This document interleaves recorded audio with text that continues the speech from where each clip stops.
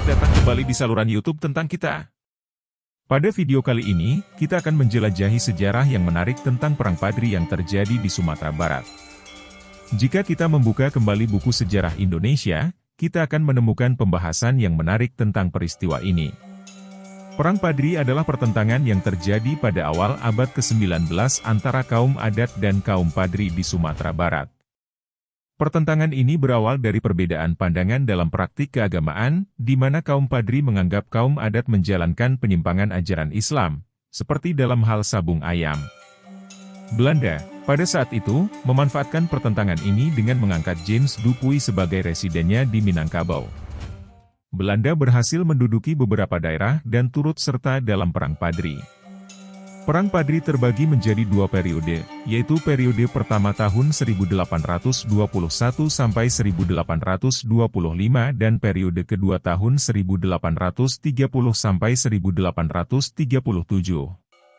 Pada periode pertama, kaum Padri dipimpin oleh tokoh-tokoh seperti Tuanku Pasaman, Tuanku Nan Renceh, dan Tuanku Imam Bonjol.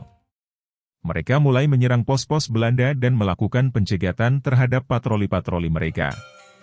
Perang ini tidak hanya menghabiskan banyak korban jiwa, tetapi juga memberikan tekanan yang signifikan kepada Belanda.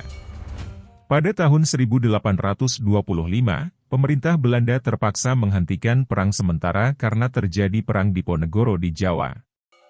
Namun, perdamaian yang dihasilkan tidak memenuhi harapan kaum adat. Mereka merasa bahwa Belanda hanya mementingkan kepentingan mereka sendiri dan ingkar janji.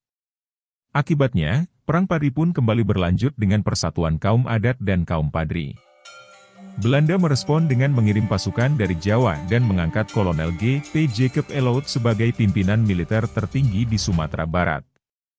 Serangan-serangan dari Belanda semakin intensif, dan pada tahun 1834, mereka memusatkan kekuatan untuk menguasai Benteng Bonjol, pusat perlawanan kaum Padri.